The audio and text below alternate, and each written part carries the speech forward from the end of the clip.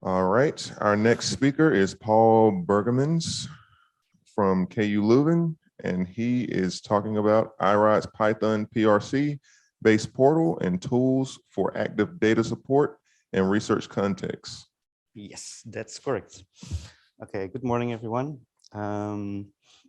Just to introduce myself, I'm part of the research data management team, which actually consists of several subgroups. And you see me there on front, but we also depend a lot on our wizards in the Linux team who install and maintain our iRODS middleware, and when we have problems that we can bother them to solve issues. Okay, but about this project, the goals are basically that we want to have a modular web-based platform together with some optional extra tools to serve all our clients. This is about active research data. We expect to get a lot of different projects with very different requirements. And we all need to want to serve them with an easy to use interface for researchers, but also for us. And where we also put a lot of love and focus on metadata. The core of this platform should also be very generic. That means basically if you have an iRODS installation working, this web portal will work with it. It will not put any other constraints into iRODS to make it work. It will just work because it's, and at least the core is ultimately just a simple Python iRODS client. We want to have it customizable for many use cases. And although we are doing now development, one of the goals is also that third parties, so skilled developers in the various departments that will use our tools, can also extend and develop it. Internally, of course, it means everybody will get access, but not only internally. Our goal is also to open source this whole project with a very liberal license, most likely just like iRODS itself will be some BSD clauses, and you can do whatever you want with it.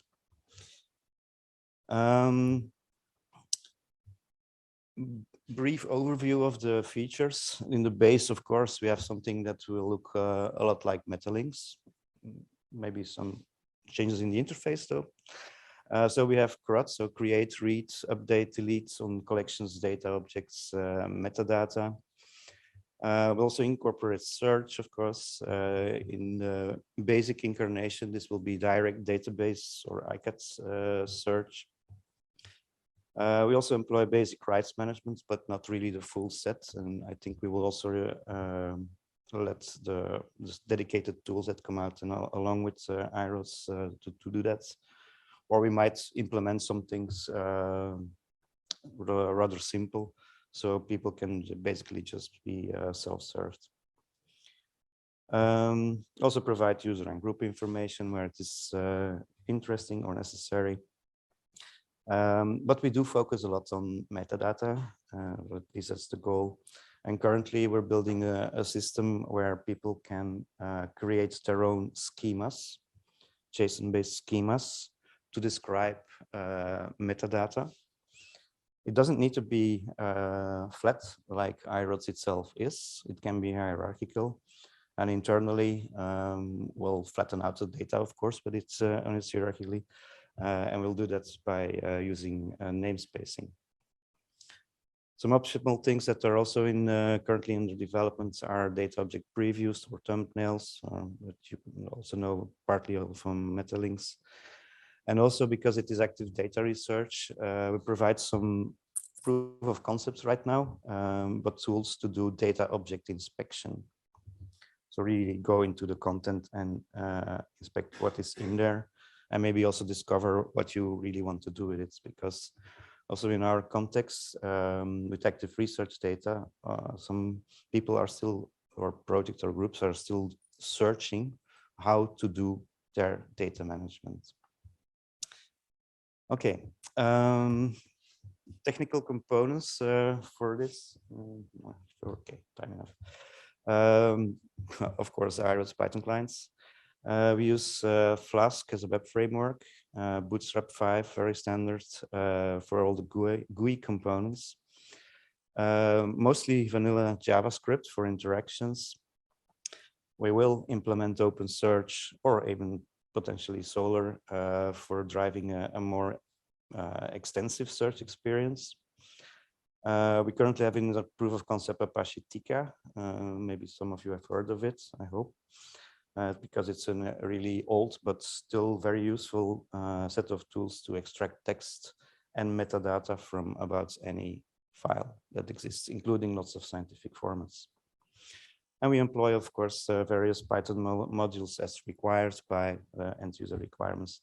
And also, that's one of the reasons why we went with Python. It's not only the Python iRODS client that's interesting, but of course, the whole ecosystem in the scientific world. Many things and many tools can be found in as Python modules or as a glue layer to some C module.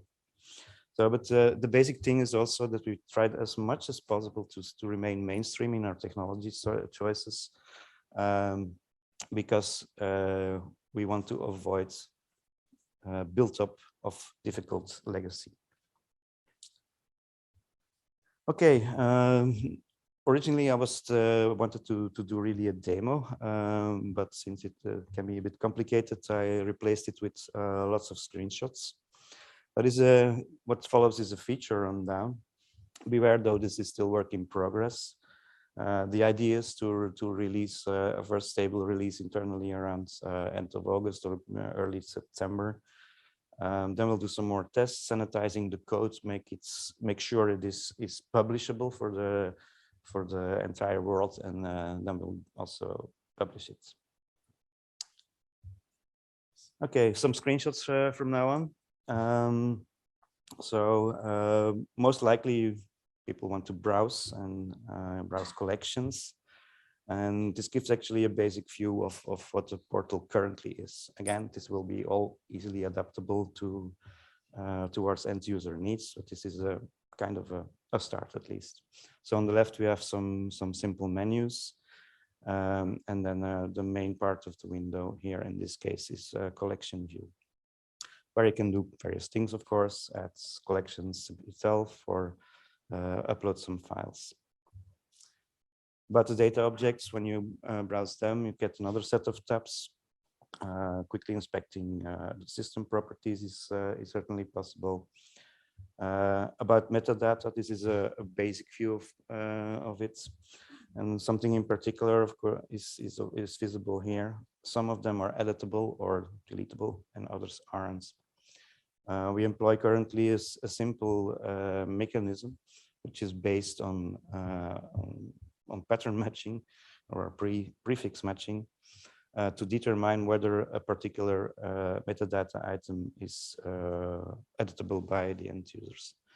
We will sophisticate that also because especially in the case where we're employing metadata schemas, we'll have the option to specify a much more granular or direct way of enforcing rules on what can be done with metadata. Permissions currently is view only, but we'll definitely make it editable. But again, group management and user management is currently not really on the immediate horizon to be implemented. Previews are possible. They are currently whitelisted. All kinds of image formats are, of course, supported. That's the easiest thing to do. But also Office formats, PDFs, where the first page will be used as a preview are possible. The basic search, so without going into external search engines, is then database based. Currently, you can specify the simple things like just like in metalinks, the collection names, data object names, also create modified dates, filters for metadata, collection subtree filters, and the screen looks like this. And when you fill it in on this data set, you get, of course, some results, or at least in this case, one result. But most important currently, and that's yeah, that has been the focus for a while now, is on metadata itself. And so for the case where researchers need to edit fully or partly metadata, we are using a system of metadata schemas. Why? Of course, in order to minimize user errors, because we can have some constraints on what the user can input there, can make things compulsory. And of course, we can adapt it to the specific domain and project requirements. Our schema editing interface was done with a student job, a summer job, a summer intern. This is unfortunately not really plain vanilla JavaScript, it's in Vue. But okay, it's usable right now. It's not necessary, by the way, to use the graphical interface. We can specify or create manually even schema files. It's just a JSON file. And here it gives an overview of the available schemas. And you can create a new one or edit existing ones. Just add different types of elements, for example. And here you see what it can look like. It can be simple text input, can of course be drop downs, it can be checkboxes. And whether it is a single string-like thing, can also specify subtypes like emails and so. And it will also, at the inputs forms, everything will be validated. Then schema-based metadata editing gives us also some other options. We can use nice labels. Internally, we'll use IDs, and then it looks like this, very simple form. Of course, internally inside iRODS, because we use namespacing, the things look a bit different. If you want to do metadata search on the command line, it can be a bit cumbersome because the strings are a bit longer to use. But okay, I think we have actually not much other options right now. Okay, when you edit it, now is the use case for collections. Currently, there is no restriction on which or how many schemas you want to employ for any given collection here in this case. The system is currently set up so that it looks at all the metadata and tries to identify it with these prefixes to which schema it belongs, which the metadata that it cannot identify will be put into another bucket, and it's a working title. Other, I couldn't find anything better so far, but will improve.